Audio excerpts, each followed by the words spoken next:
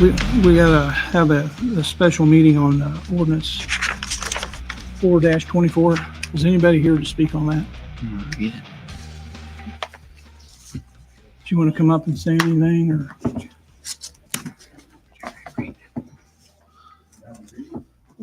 Yes, sorry.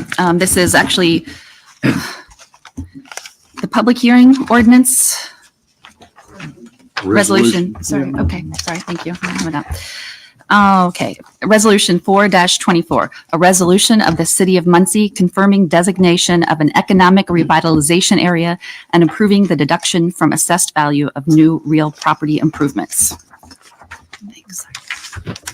My name's Joe Jackson, and I live at 4221 West Line Way in Muncie. And I own the property there that we're doing the work on, or plan on doing this developing. So I was just saying I'm here for questions or anything. I don't know that I have any comments to make. Does anybody from the audience want to ask any questions? Okay, thank you. Not hearing none, we're adjourned until 7 o'clock. Thank you.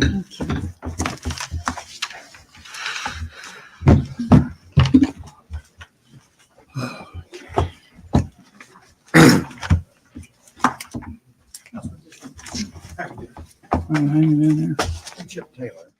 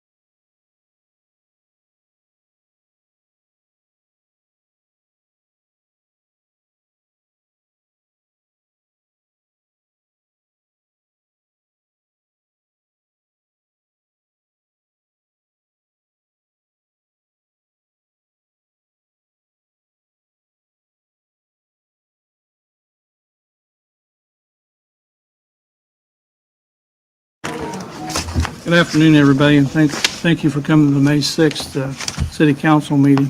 And we all stand for the Pledge of Allegiance. I pledge allegiance to the flag of the United States of America and to the republic for which it stands, one nation, under God, indivisible, with liberty and justice for all. Our invocation is going to be done by our council person, Mr. Green.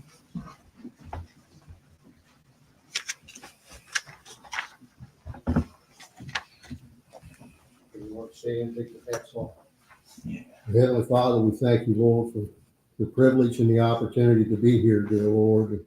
Each and every one that is represented tonight, and Lord, the citizens of the city of Muncie, we ask, Lord, that you be in the meeting, that you would guide and direct the thoughts and intentions of things that are done tonight, would be those things that would benefit each and every one. We ask, dear Lord, that you would guide us and direct us. Lord, we take self out of it, Lord, and do what's best for our community. Amen. Lord, we ask that you do these things, and we'll be sure to give thee the glory and the praise. In Jesus' name we ask. Amen. Amen.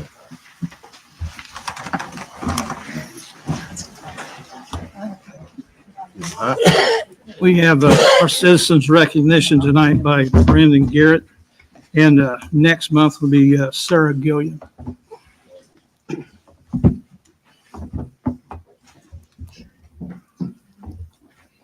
Say her name right. Gilliam. Okay, I'm sorry. Had a little hiccup with the plaque. They'll get it, but this plaque could not even justify what this organization does for the city. Especially being from the South Side. I have used the organization when I was a kid numerous times, and it's still used. The Ross Center, it's still used all over the city. It's still used all over multiple counties. My Citizen of the Month tonight is Second Harvest Food Bank. Anybody here, raise your hand if you know someone that has used Second Harvest, or you have known us in your neighborhood that you have used Second Harvest. I don't think not really a hand in here that really couldn't say it. I sat through a class. My Aunt Christy reached out to me, and I did a class with Second Harvest, a book. You kind of wrote your story about how you grew up in your neighborhood and like a lack of food. And it was me and quite a bit of other people, and it was very eye-opening. I was grateful that I got to put my story in a book, but to see the other people's stories acted out and to see the impact that this organization does is unreal. It's unheard of. It impacts everywhere. I am very privileged that my aunt works there, and she reaches out to the community and she works her tail off to make sure that whoever needs food or needs help with anything, they get it. Second Harvest is always there. They've always been there. They might be a little outside the city, but it has not stopped them from impacting our city everywhere. It is nonstop. They work. They're mobile food banks. They are a phenomenal organization that I can't speak enough of. And I'm going to speak a little bit, and then I'm going to bring their CEO up and let them speak. I can't speak the passion that they have for the organization. They are tirelessly, phones on all night long. I just talked to Sunny, said she loved her husband, would love it if she would take her phone off, but she doesn't even do that at home. It's always help, and where can we be helped? I am happy to say that I'm going in a golf outing that Second Harvest is having on May 17th. I put a team in it. June 28th. Sorry. I looked at the back by May 17th. Sorry. I put a team in it. And I challenge the council, if you could too, try to work to put a team in it. It's for Second Harvest and Whiteley community. They reach out everywhere. This little golf tournament, and I'm not plugging nothing, it's just because they need this. What they use, they give back. Every dollar that we give, they give back. Within food, a meal, somehow that money is gave back. That is a revolving door of food, supplies, whatever we need. I appreciate you. I don't think that we could ever tell you how much that this community appreciates you and other communities. We are so glad that you are based in Delaware County. You are based and you work in the city tirelessly, nonstop. You never quit. You're always doing programs. And this Citizen of the Month isn't enough. I just want to give you a little recognition for what you do. I appreciate you. We all do. Every district that sits up there is impacted by your organization.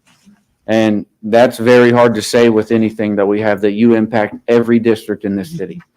And what you do is you impact it for the better.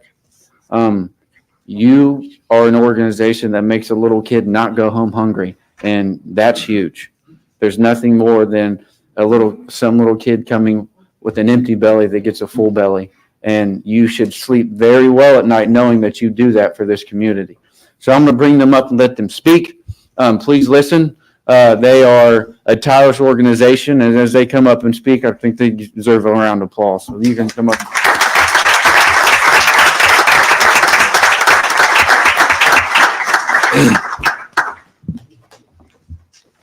Thank you. I'm Becca Clausen. I'm the president and CEO of Second Harvest Food Bank. And this honor is just important to us because it brings awareness to what we do.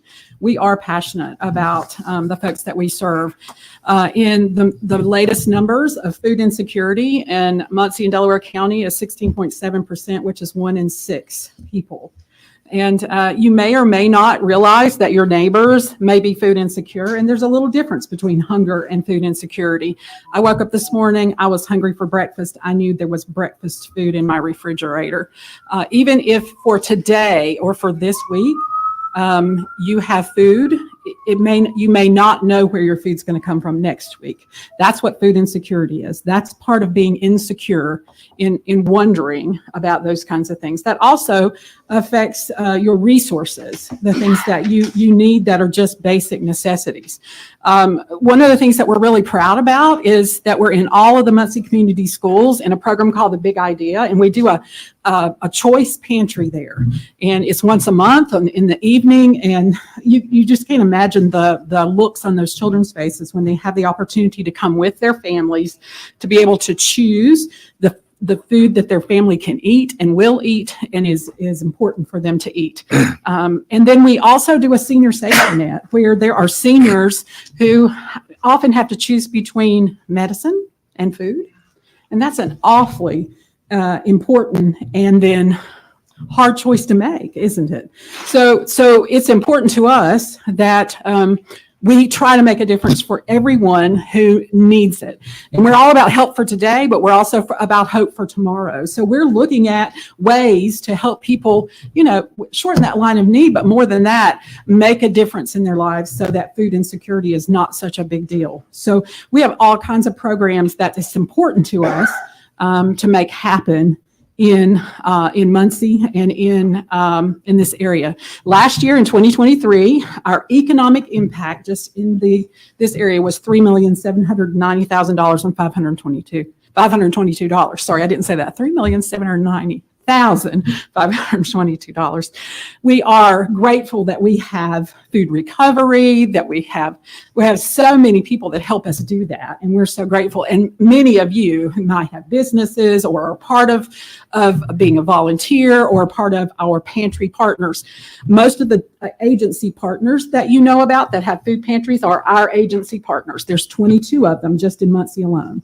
And so most anybody that you know has a food pantry, they get their food from us. And we are grateful that we have those hands and feet out there making that kind of thing happen. I just can't express to you how grateful we are that you recognize that this is important to us and that not just us, but it's important to you because there are folks that you just don't realize. And here's the deal. What we're realizing more and more lately is that the folks who are food insecure are working 1, 2, and 3 jobs. We're not just talking about folks that aren't working. We're talking about folks that are working, but it's that wage versus inflation. So it's something that we try to help with that gap. And we hope that we appreciate you recognizing that our community impact is large. It costs us about $500,000 to do just what we do in Muncie in a year. That we serve 8 counties, so we have quite a large budget. But what we just do costs $500,000.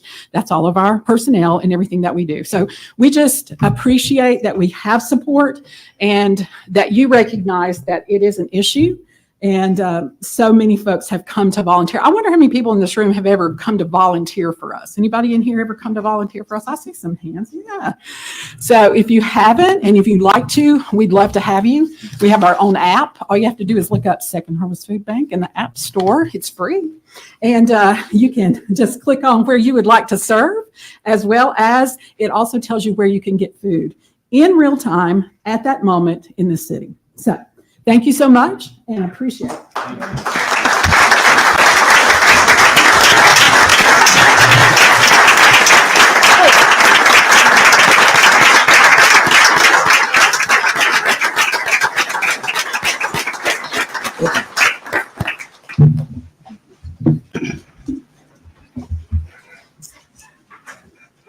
Thank you, Brandon.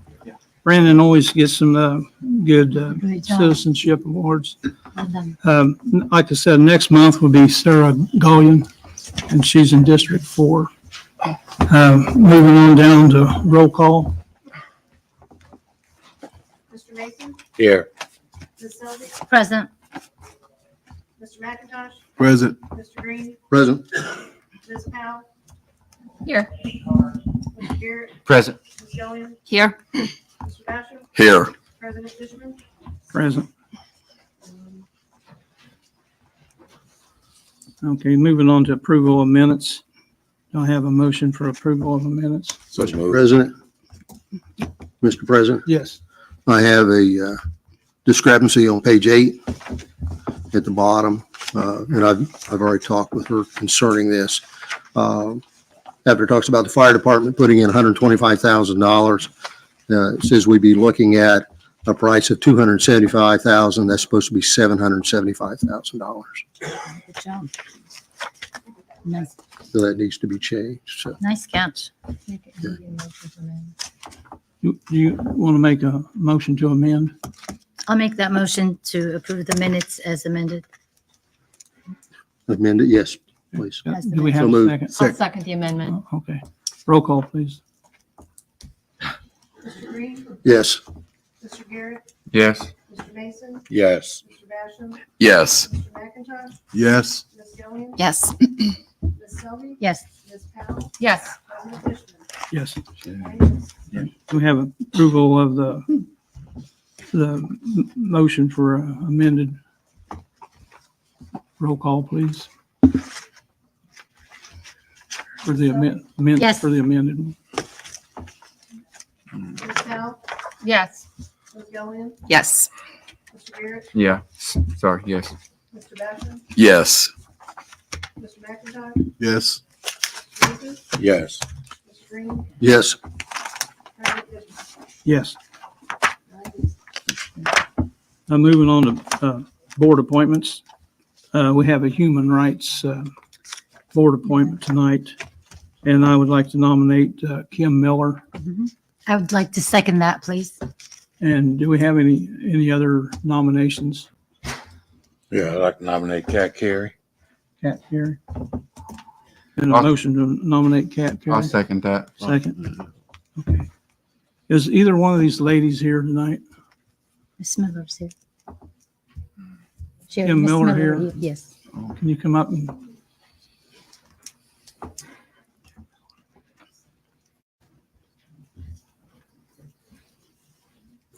Hi, I'm Kim Miller. If you have any questions or you want me to talk about why I want to be on this again. just tell us how you'd like to be on it again. I was earlier this year, there we go, so I hope. Earlier this year, I guess last year, was appointed to fill in a spot. And so far, I've really enjoyed the work and have put in a lot of effort. I don't just show up to meetings. I go out into the public and help. I was one of the people that helped the Muncie Inn folks get out. We were there for 2 months, pretty much loading up our truck, helping them pack, get into places. I went to various meetings with others just to be there and hear their stories. Not only did I help people pack, I listened to them, and I want to keep doing that work and keep helping people as much as I can. Okay, thank you. Mr. President, Is Kat Carey here tonight? Mr. President, Is Kat Carey here tonight? No. Okay. Sure. Chair, as the past president of the Muncie Human Rights Commission, I worked with Kim. May I say a few words on her behalf? Yeah. Okay, so this was my last term as the Muncie Human Rights Commission president. Miss Miller came in at a time to replace, to finish somebody's term. She learned everything so quickly. She cared so much. She was like one of the probably most active person on the Human Rights Commission. She worked well with everyone. She was very innovative and her heart is in the right place. And I would encourage for somebody as a president who's worked with her, I was super impressed. Thank you. I talked to Yvonne Thompson and she's like to keep her on her board, Kim Miller. Yep. And when you do roll call, they'll just say who they want on there, if you don't mind. Do we have any others out here that wants to be nominated? Anybody else from the board here? Okay, just roll call, please. Mr. Batchel, Miller. Mr. Garrett, Carey. Ms. Selby, Miller, Ms. Powell, Miller. Mr. Mason, Carey. Mr. McIntosh, Carey. Mr. Green, Miller. Ms. Gillian, Miller. President Dishman. Miller. Miller. 6 votes, carried 3. Okay, thank you. Move on to the committee reports. There's a gentleman over here who'd like to come up and talk. And we got somebody, another person after him. Thank you. I'll make it brief. My name's Chip Taylor. I'm here on behalf of the Ethics Advisory Committee and want to remind everybody that our next meeting will be this Thursday, May 9th, 7:30 p.m. at Marion Hunt Library. We invite everybody to come participate in the conversation about the drafting of the ethics ordinance that we're working on. We keep it informal. Everybody's got something to say, has plenty of opportunities to say that. Also want to thank the city council and the city clerk for making the draft standards that we've developed available on the city website. We've received some feedback from the public on that. We're still seeking additional feedback. We'll take it anytime. It will be most useful to us if we can receive it at or before our meeting Thursday. You can people can come give their feedback at the meeting, or they can email it to me at cdtaylor@bsu.edu. So anyway, we're trying to do the work for the city. We appreciate all the feedback and participation that we can get. Thank you very much. Thank you. thank you. I would like to invite Rob Keeling up. Mr. Keesley? Thank you. Good evening, Rob Kiesling, Indiana Michigan Power, here at an invitation from Councilwoman Powell regarding our work on Tillotson. We've entered a new phase, and so we appreciate the patience of the community, especially Ball State, as Riverside, that intersection is now open. So we're now at a phase from Riverside north to Petty, which requires the closure of Berwyn Road. We expect this to last through the end of June, possibly early July. And then we will move on from Petty to York Prairie Creek. From there, we'll be in backyards for the remainder of the work, but certainly understand the impact of traffic. Appreciate Councilwoman Powell and her continued communication and advocacy through her district throughout the project. So, any questions? One quick question. Will you have more visual aids that we can post on social media to make sure that people know how traffic patterns are going? Absolutely. So we'll continue to send you and the administration the updates of here's when the traffic pattern will shift. And so when we complete this phase, we will provide the graphics to kind of help residents understand how the lanes will change and where the lanes mergers will occur. Thank you. Anything else? May I make a comment? Yes. I drive Tillotson to go to work every day, and I was just very impressed how quickly things are being done. I mean, the portion of the road that you're working on, I mean, you guys are working swiftly and doing a great job cleaning up and restoring areas on the street. So thank you. Thank you, Councilwoman Selby. We've been a lot of communication with the street department and what's expected, and they've been very good about adjusting the traffic plans Yes. to mitigate the impact on drivers. Anything else? I've been by there myself and it's going pretty good. Thank you. Anybody else like any questions? Anybody from the audience? Thank you. Thank Very you. much. Anybody else want to speak on committee, on the committee reports? Yes. We have a committee report, yeah. I have, the Environmental Impact Committee met on May 1st regarding the groundwater ordinance. And I can just give a quick report of how that went. We had a representative from the former owner, whose insurance company is currently the responsible party and of the cleanup and is the author of the ordinance on groundwater. We also had a representative from the current owner who believes that further testing should be done before passing the ordinance. We also had a representative from the Indiana Department of Environmental Management in attendance over the phone who has worked on the ordinance with the responsible party and believes that so far they have been in compliance up to this point. And then we had 3 members of the public who spoke. One is a representative of the local neighborhood association. Basically, all of those members of the public just want to make sure that everything is safe, that there's not going to be anything that's going to migrate onto out of the properties where it already is onto neighbors' properties. And they'd like to see it rezoned for housing at one point. So they want to make sure it's cleaned up for that. And then the committee chose to use it more as an information gathering session and did not vote to either recommend or not recommend at this point. President. The Tax Abatement Committee met last month to discuss Resolution 4-24, which is a tax abatement for JRF Management. They will be coming before us tonight. The meeting was very informative. They were able to go through a little bit more information than we had in the meeting previously. And I believe that you'll find that information in your packets. And the Tax Abatement Committee voted to endorse this tax abatement. Anyone else? Mr. Mason? The Works Committee held a public meeting on April the 24th for public comments concerning the fire station number 6. We had several residents there voicing their support of it. Greg Martz of GM Development was on hand and gave a complete rundown of the facility studies from the start of the project until the present time.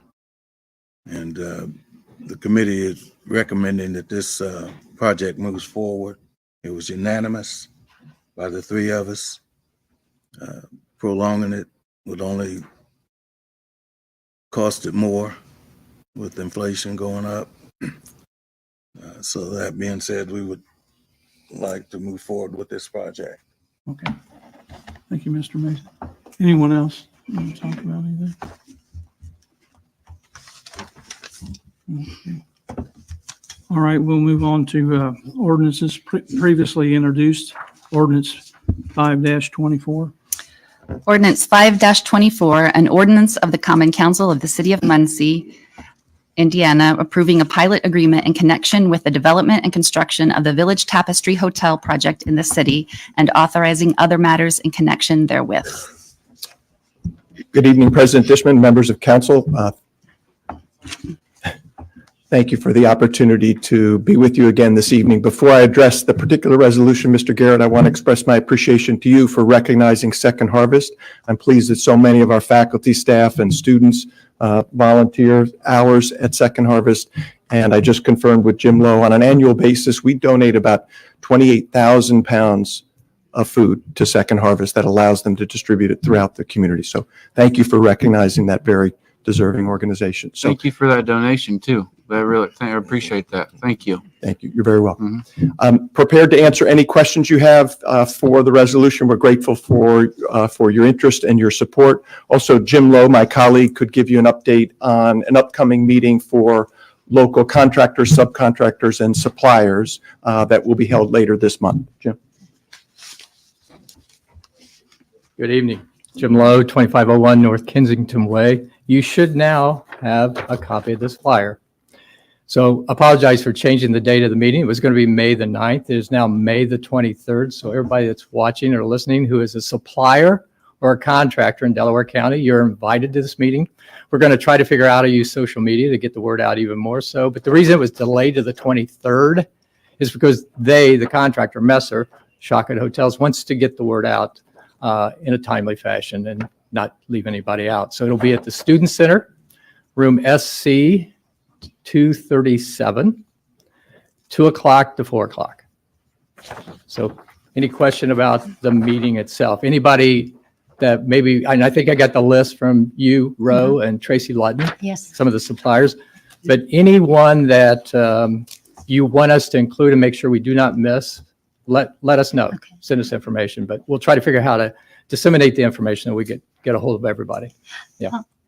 I have a question for Mr. Lowe. Mr. Lowe, you and I discussed that some of the suppliers, some of the shortcoming was, would you explain to, since you're speaking in public, to businesses and suppliers, the importance, how they describe their business and how sometimes when they describe their business, it limits the perception of what they do?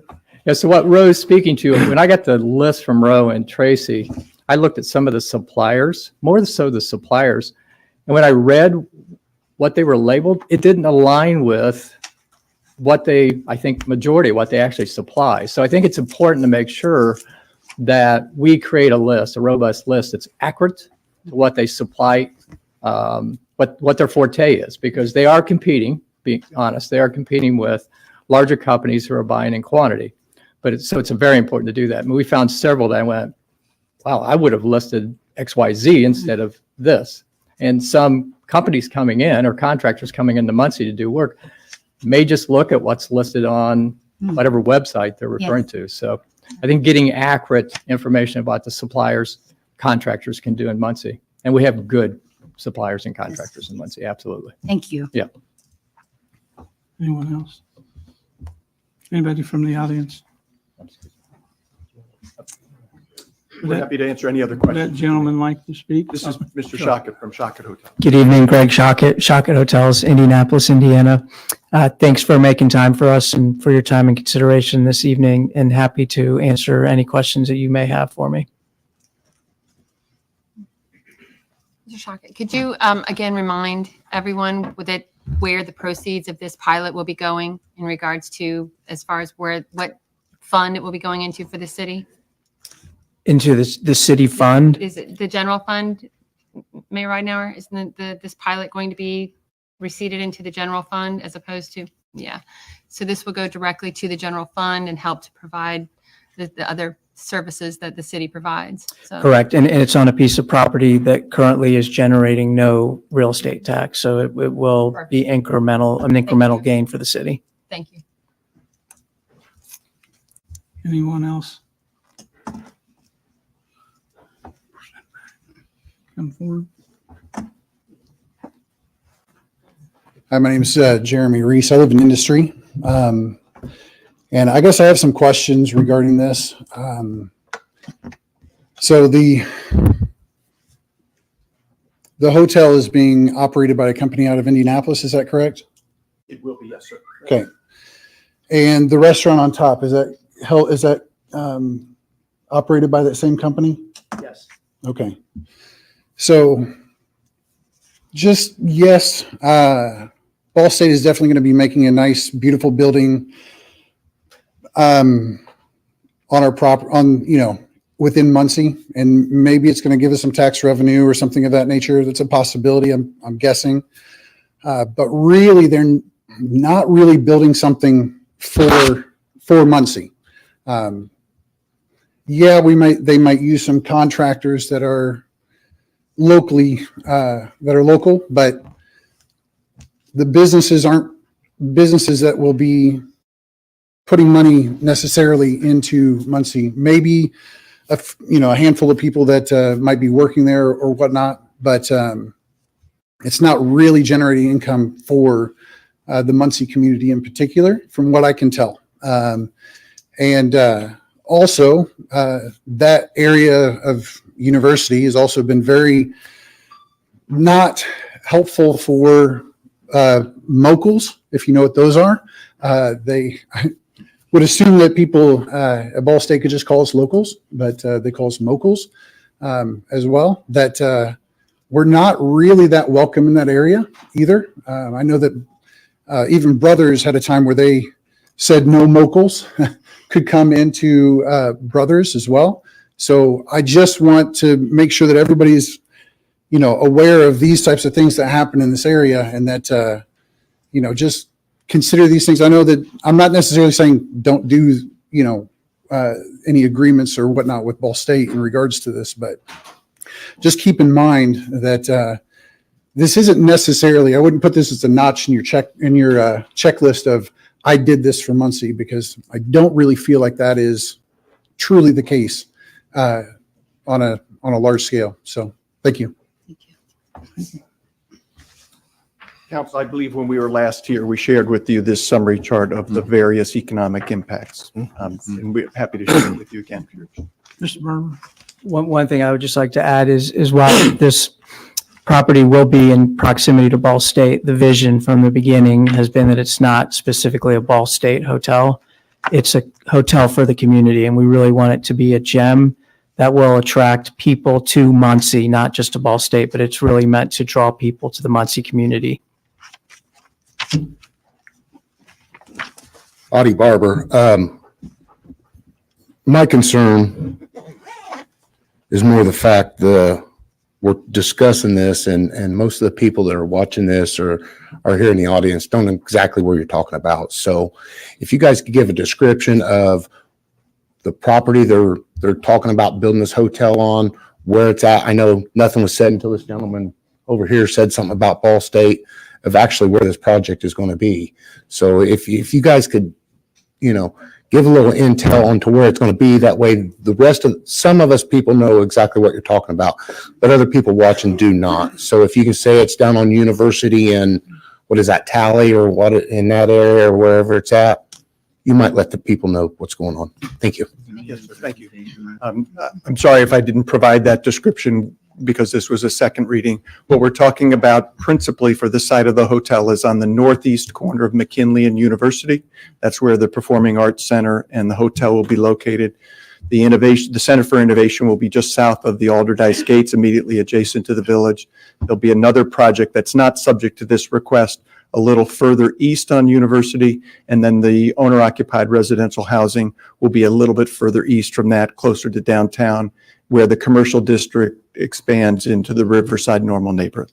Those are the 5 sites. That was all in your presentation last month too, wasn't it? Yes, sir. With Yes, slideshows sir. and all I'm- that. Okay. Again, I'm sorry, it was a second reason I didn't go through that. You didn't need to. Yeah. Oh, yes. President Dishman, I have a question I'd like to ask.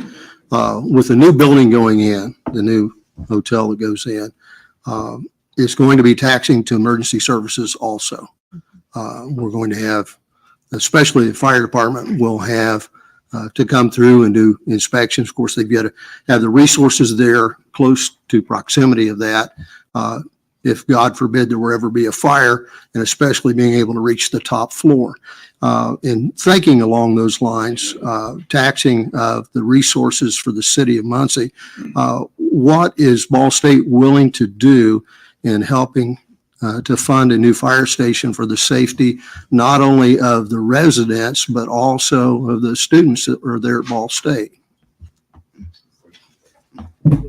Mr. Green, I'm not familiar with those details. I believe one of my colleagues, Alan Finn, our Vice President for Business Affairs, has been in conversation perhaps with some members of the council. And I know the mayor has initiated the same conversation. So I believe those conversations are ongoing. So I don't have a specific answer, but I understand the question you're asking. Okay. Thank you. Is there anyone else? Yes, I do. Okay, Mr. President, is there, Mr. Barber had a great point. Is the plan published, do we know, Mayor, on the city's website? And can we have it published elsewhere on Ball State's web pages so people have The plan for the project? Yes. Yes, we do have it is available. There's a detailed portion on our website. Okay. I don't have it specifically, but we'd be happy to follow up So we with can council. direct people to the Ball Yes, State. and we're encouraging people to go to that website. I'll get that information. I'll get that specific website address for you. Mr. President, those that have been in contact with Ball State and talked about the fire department, is there anything that you can share with us?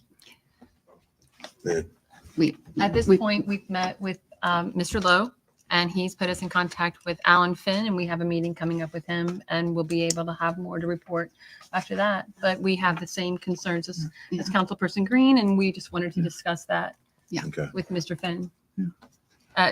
Chief Burford has been very helpful in providing data that we can take to that meeting and make our points. Thank you, Chief.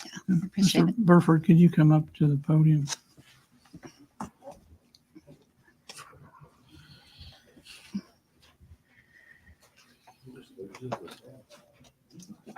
Yes. Do you have the fire apparatus to cover this hotel when it's built? This specific structure is very similar to a lot of structures in the area. So when you're talking about single incidents, we can, yes, at the moment. You have the Now, aerial trucks to? Yes, but where aerial trucks and stuff are placed right now, those are conversations we've been having, obviously, all of us at almost every month's meeting here, about station needs and stuff to get those apparatus, specifically the tower, back to where it needs to be. So, but we do have it, yes. That's what I need to know. Yep. Thank Okay, you. thank you. Anybody else have any questions? Anybody from the audience? Okay. Question's been called. I need a motion for a favorable, I'd like to make a motion. I'll second that. or approval, I mean. All in favor, say aye. Aye. Is it a roll call? Roll call for this one. This is- Okay, it's a roll, I'm sorry. Roll call, please. Mr. Basham? Yes. Mr. McIntosh? Yes. Ms. Selby? Yes. Mr. Green? Yes. Ms. Powell? Yes. Mr. Mason? Yes. Mr. Garrett? Yes. Ms. Gillian? Yes. President Dishman? Yes, 9 yes. thank you very much. Thank you. Okay, going into new ordinances, ordinance 9-24. Yeah. Well, As the author of 924, I would like to table this ordinance until we have the opportunity to talk to representatives from Local 1348 and FOP Lodge 87 to address their concerns. Do I have a Motion. Withdrawing it? Tabling. Making a motion to table. Make a motion to table. I'll second that. You haven't introduced it yet, so Okay, well then. I would just withdraw it and refile it when it's. Yeah. once Okay, you've had your- that's fine. probably the easiest way to do So it. I would like to withdraw ordinance 924 and 1024 until we've had those conversations.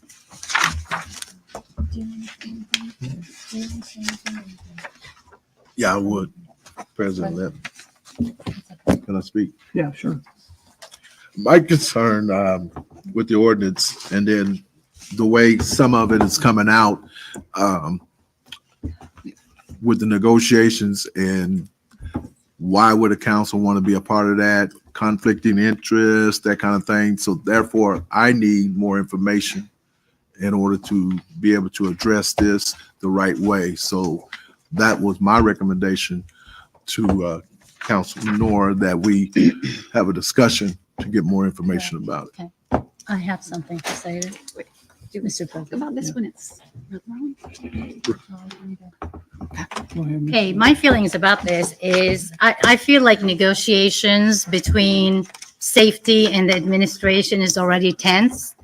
And to include other members and change the dynamic will create more stress and more drama in these procedures.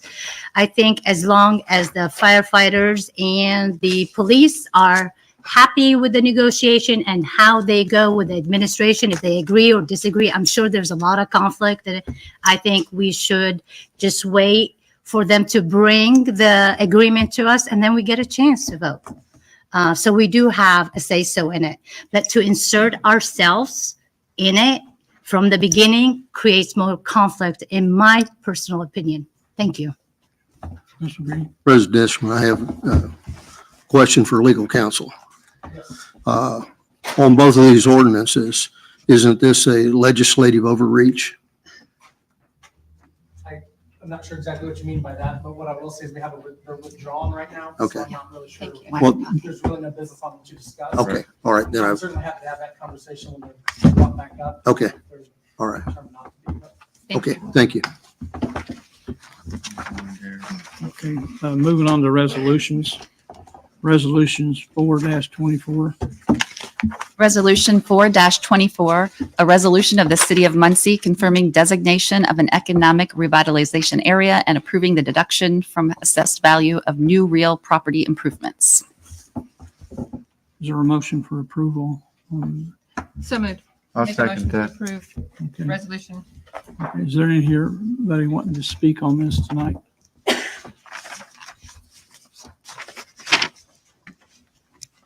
Any member of the council like to speak on this tonight?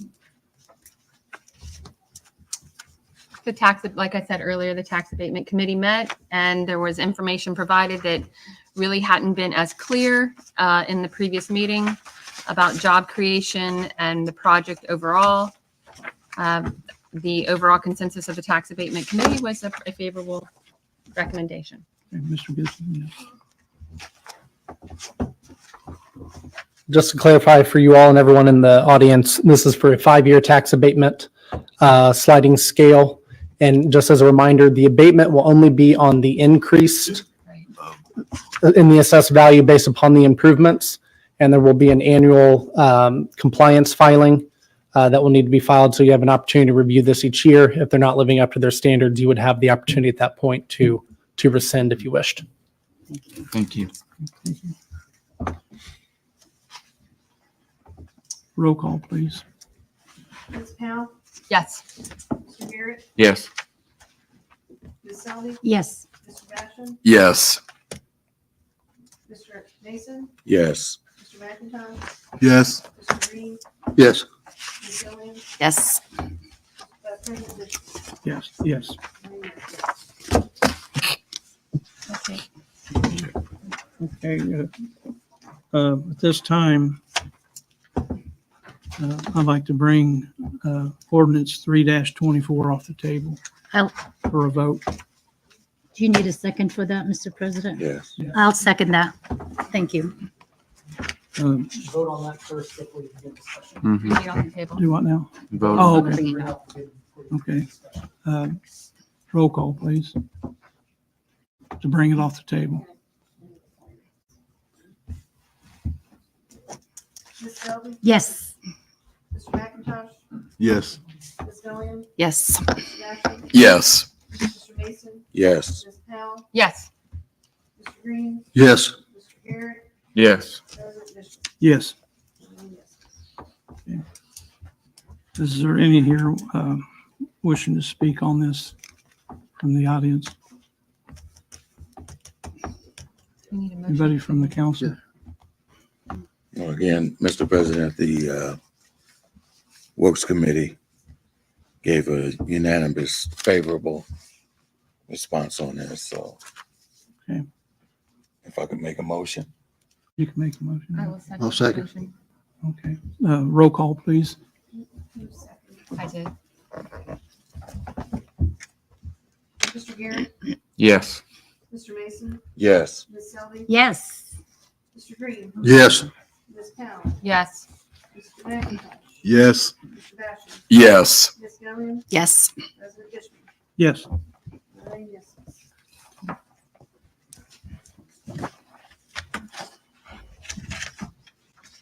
anybody wanting to bring ordinance 624 off the table? Wanting to leave it on there? Okay. Ordinance 6-24. Is there a motion to? No. It's table. Oh, it's table, okay. Do we have any other business then?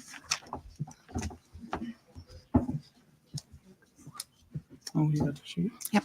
Okay. Ready for that? You ready for public comments? All right, public comments. Wayne Scaife.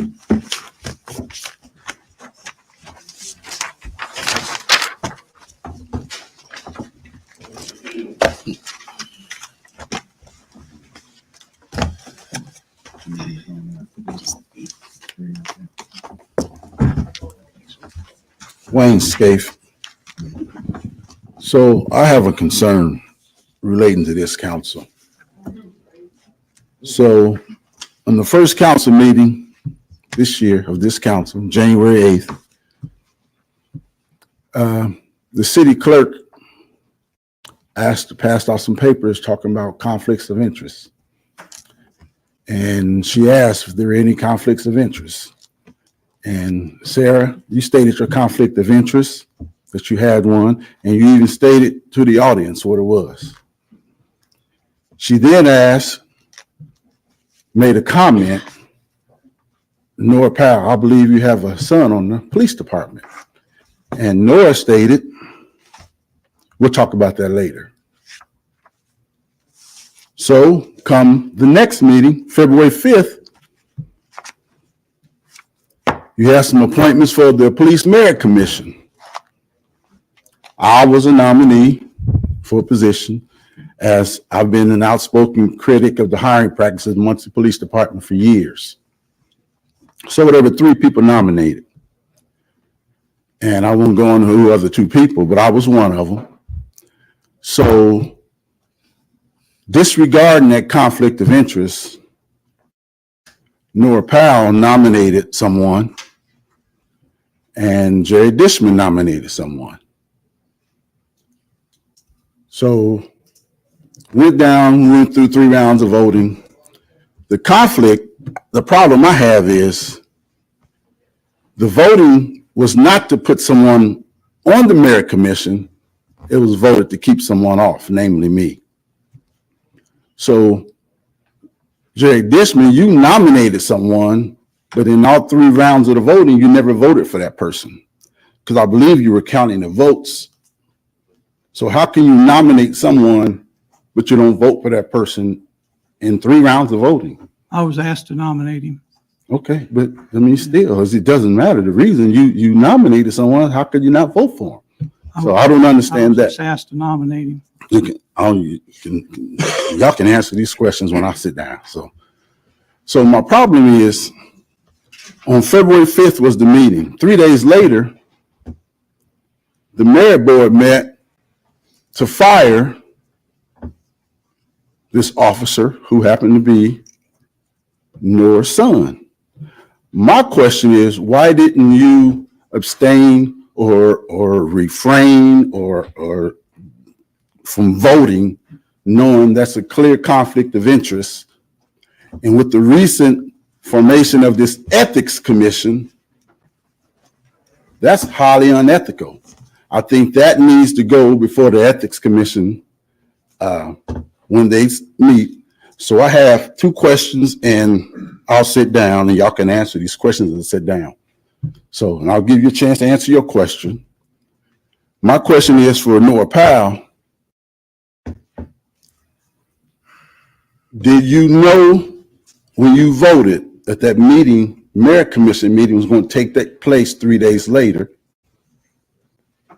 Well, I have 3 questions. Why did you not abstain from voting, and did you attend that merit commission meeting? And Mr. Dishman, I don't care if someone asks you, if you nominate someone, why wouldn't you vote for that person? Did you vote to keep me off? I'm not related. He could not be here. Can you just wait till I finish my question? I'll sit down and you can take as long as you. I will, but I want to ask these questions, then y'all can answer them as I sit down. So for whatever reason, why would you nominate someone and not vote? I mean, anybody can ask you anything. It don't mean you have to do it. So I just think it's highly unethical. And whoever's in charge of the Ethics Commission, can y'all send that to the Ethics Commission and have them address that? Thank you. Now you can answer the question. Okay. One thing, I was asked to nominate him because he had a toe removed from his foot and he couldn't be here. I'm not related to him. There's no conflict of interest there. And I would do anything for somebody else that asked me to nominate him. That's what I'm here for. And I'll let Ms. Powell explain hers. All right, Audie Barber. Can I get an explanation? You don't have to do that. Go ahead, Audie. Audie Barber. I've got a couple of concerns. We've still got an open contract that has not been rectified yet with the street department and part of the people of the city. And hopefully we can get this rectified. I think there was I had heard that there was a 10% raise give to some of the members that was not brought to the council. So once again, we've got a mayor that's circumventing the council, and I don't even know if you guys know about that or not. So I think all those raises are supposed to be brought to the council, but they went ahead and gave them to him anyhow. And I'm not saying that they don't deserve them. They deserve them. Don't get me wrong. But we do have procedures we have to follow, and we need to follow them procedures. If we don't follow them procedures, then you've got people taking advantage of the system. I think that the council needs to look back into the minutes of all the meetings, or somebody does, and find out if there's an ordinance that states if you are an appointed figure or an elected official of the city of Muncie, that you cannot do contracting business with the city of Muncie. If we look into that and maybe make an ordinance on that, maybe this administration that we are on now would not be being investigated by the state police, and the previous administration wouldn't have been investigated, because it all falls back to people that's working for this administration that are now being investigated by the state police and possibly the FBI. So business as usual in the city of Muncie, and the taxpayers are the one footing the bill. So if we can get an ordinance maybe stating that if you are an appointed figure that you can't sell the city of Muncie nothing. You got a choice. You can either be appointed figure or you can be a vendor for the city of Muncie. You don't get both. I think that's a problem with what's going on, with why we're having stuff come out missing and money being given to certain people that just now started a business, and that'll pan its own self out in its own time. And we've had some committee meetings that have been posted just here at City Hall. I'd like to see these committees, before they have their meetings, post them on the City of Muncie website. If you can't get a hold of somebody on there, make sure that they get on there regardless.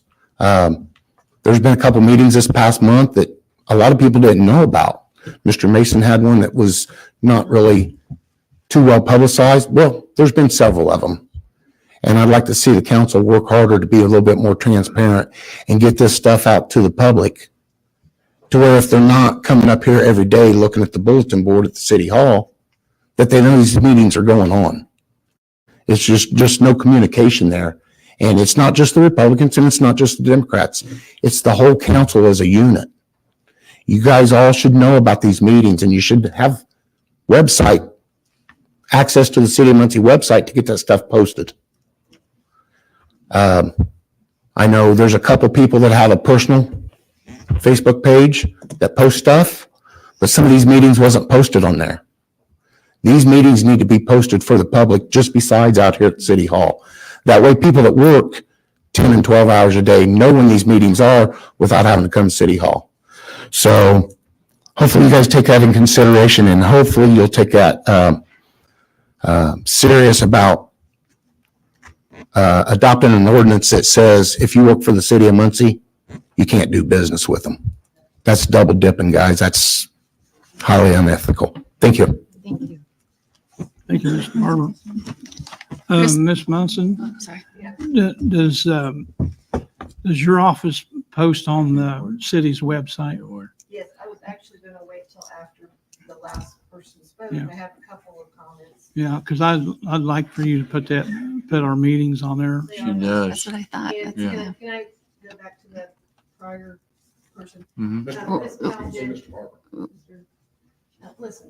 Can you Can I just- stand up there? can I had a chance to say anything. Ms. Powell did file a conflict of interest form as well as Ms. Golan. We have that on file and she has it in her HR file upstairs. And yes, we do post the meetings. They're also posted outside the building on the doors. On the website? They're on the website. Okay, all right, Public notices. all right, Yes, all on right. the website. Okay, next one. Christopher Bilbrey. You said it. I know. You're the first. I want to go back and talk about that topic for just a second. There's a train of thought that the law is the floor, not the ceiling. It's a place that you start, and you have to decide, and the public has to decide if, well, just good enough is just good enough for us. And for me, it's not.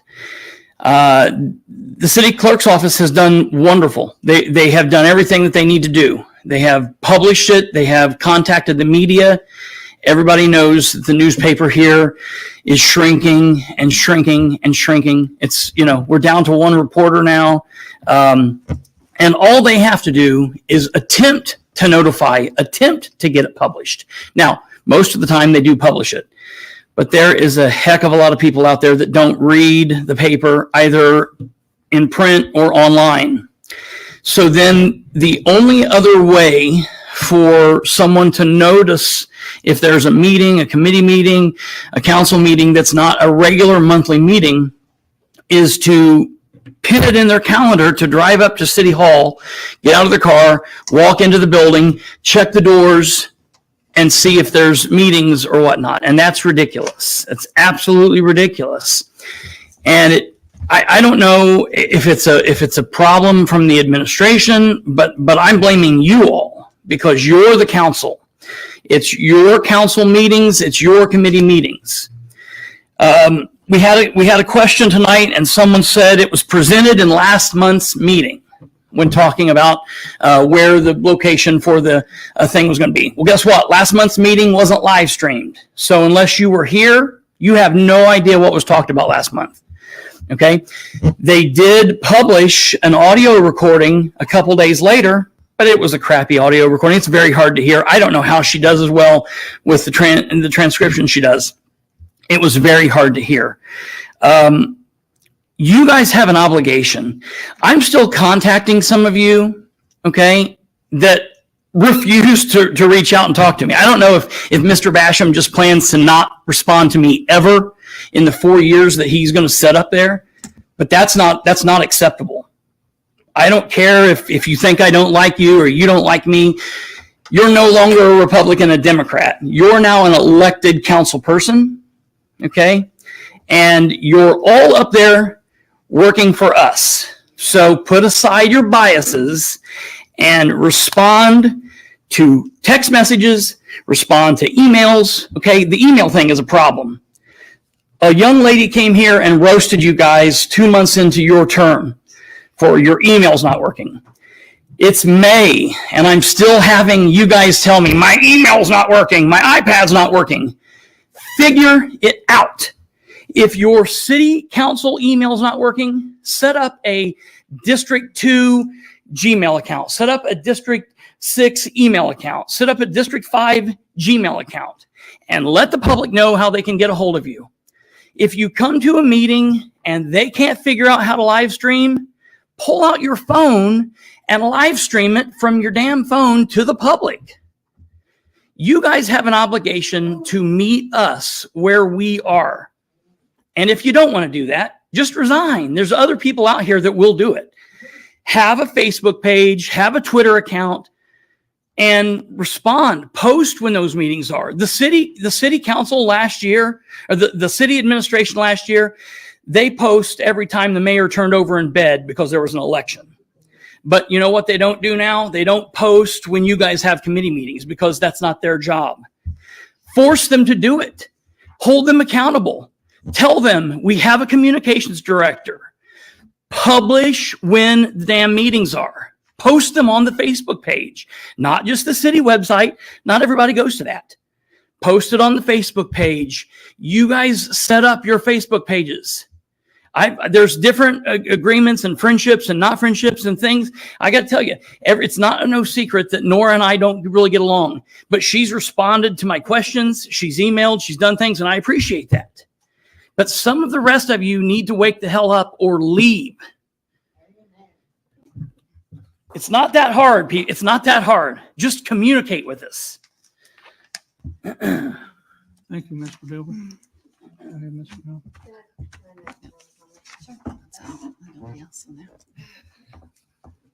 For the sake of more transparency, Lacey and I have discussed it, and whenever a meeting is posted, when we get a meeting on the calendar, we will send it up to the communications director and they can post it on the city's Facebook page. Perfect. May I call Mr. Wright? May I ask you a question, sir? Yes, sir.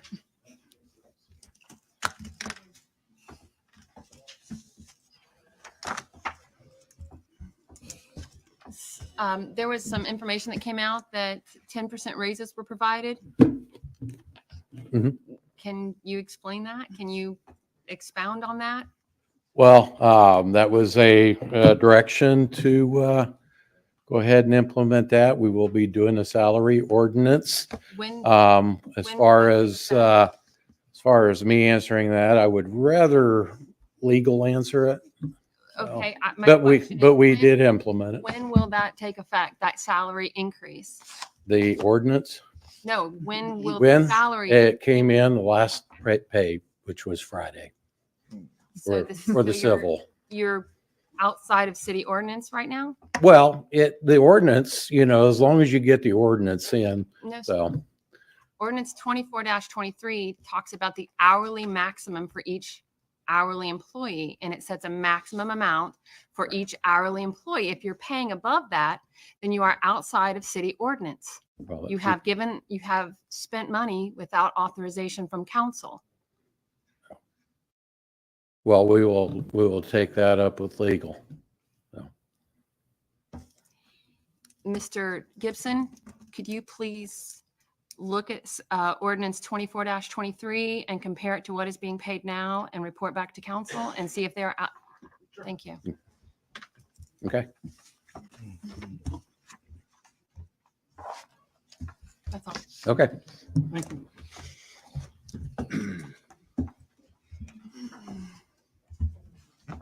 Do I have a motion to adjourn? So moved. Have a second? Second. All in favor? Aye. Aye.